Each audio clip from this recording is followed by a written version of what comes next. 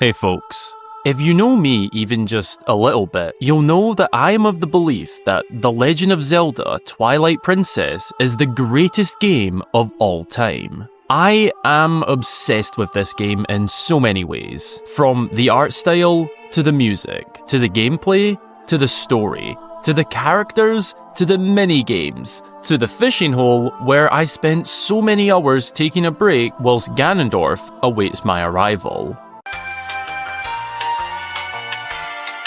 One thing that I especially appreciate about this game is its lore. My bread and butter here on the channel. Now, one piece of lore that particularly interests me is that of the Interloper lore. Hyrule's dark thieves who set out to claim domain over the sacred realm, whilst also gaining control over the almighty relic of the Zelda universe, the Triforce. This is a significant event in time, a piece of Hyrule's history that will not be forgotten. Who were the Interlopers? What exactly happened with them? What is the full story behind Twilight Princess's most creepy cutscene? One which tells us some of the most significant lore in the timeline. Be sure to go and grab yourself a delicious snack and drink, folks. Subscribe if you aren't already for lots more fabulous Zelda content from myself. And let's explore the lore of Hyrule's dark thieves, the Interlopers. The story of the Interloper Conflict, also known as the Interloper War, is told to us during the events of The Legend of Zelda Twilight Princess. Factually, the best game to ever be made. We learn of these events after clearing the Lanayru province from the twilight that has crept over it. Once Link has collected all of the light vessels, he is teleported to the Lanayru Spring down by Lake Hylia, and it's here that he then meets the light spirit Lanayru. The spirit thanks Link for his efforts to restore the province and gets right to the point. Link and Midna are on a quest to piece together the fused shadow, a powerful shadow relic that once belonged to Midna. In search of the last piece, the pair came to the Lanayru province. This light spirit has a great knowledge of the relic, including a very significant part of history that not just this light spirit, but all of the others were involved in too. Lanayru tells Link that the dark power he seeks can be found in the Lakebed Temple, in the depths of Lake Hylia, but before he sets off to collect it, he must first hear an important story. He must bear witness to events surrounding the power he is after that transpired long ago. Enter The Legend of Zelda's most creepy cutscene.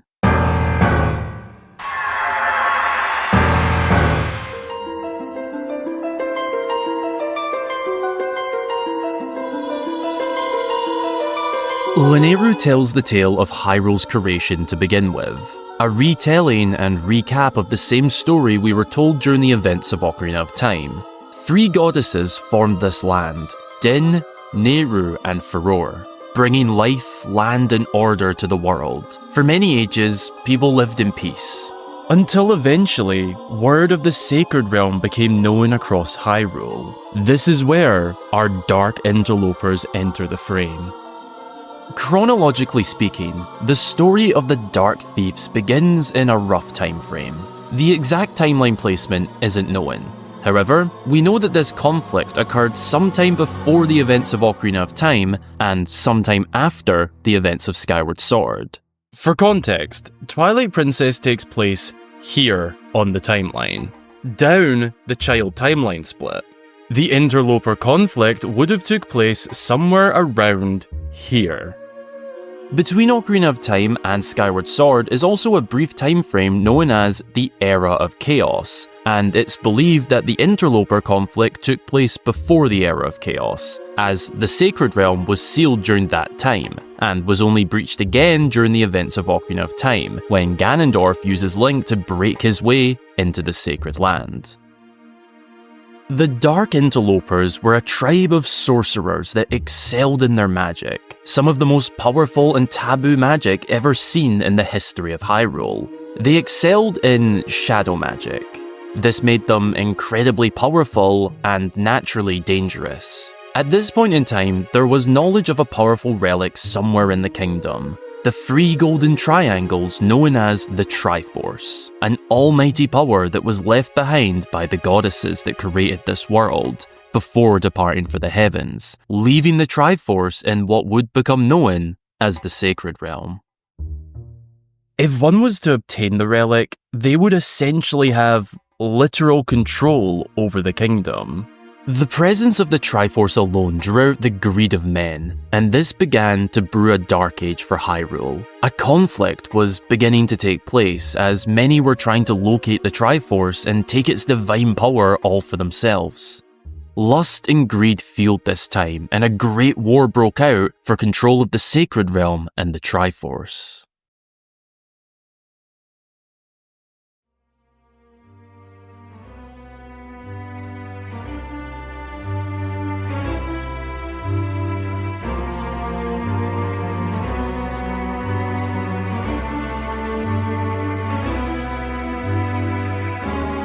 This is where our Dark Thieves became a problem.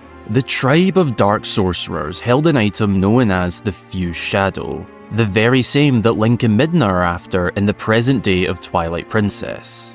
The Fused Shadow is an extremely powerful shadow magic artifact that was going to be used by the tribe to attempt to take control of the Sacred Realm, the location in which the Triforce could be found. If you need a visual on just how powerful this artifact is in its full form, here is just one thing Midna can do with the full Fused Shadow.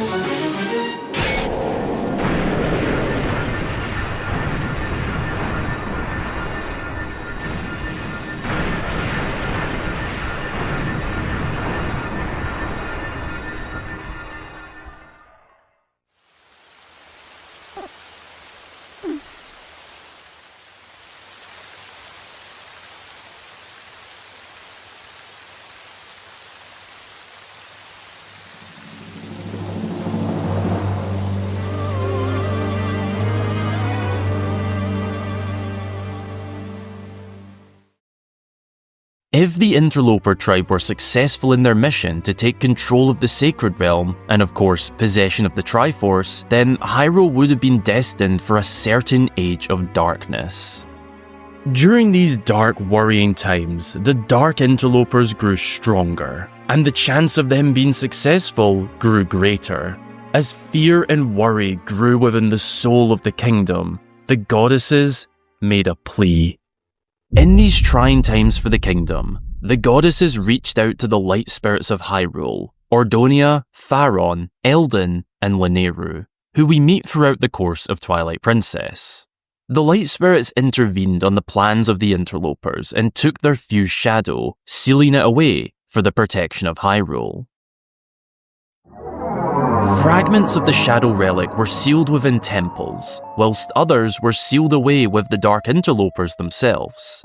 Without the complete Fused Shadow, the tribe were left powerless, and this resulted in the Interlopers being banished to the Twilight Realm, bringing back light and peace to the future of Hyrule.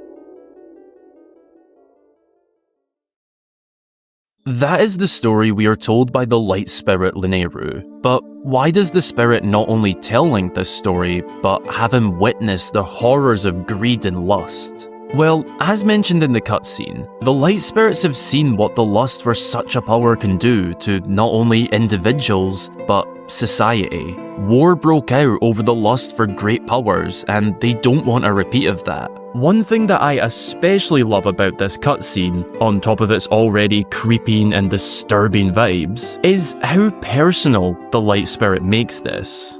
Lineru shows Link this story, but uses versions of himself and his dear friend Ilia to make it all the more personal and deep, really emphasizing the potential dangers that can come with such power, even telling Link that the power is strong enough to consume the hero himself. It's obviously an opinion, but in my opinion, this is the creepiest and most downright chilling cutscene in the entire Zelda series. It's one of, if not my favourite, for the lore it provides us, and how well it was made and presents that lore. The Interloper Conflict, whilst looking at it isolated, might not seem like a majorly significant event, as others tried to claim domain over the Sacred Realm and failed as well, but what makes their story all the more significant is what follows in history following their banishment to the Twilight Realm.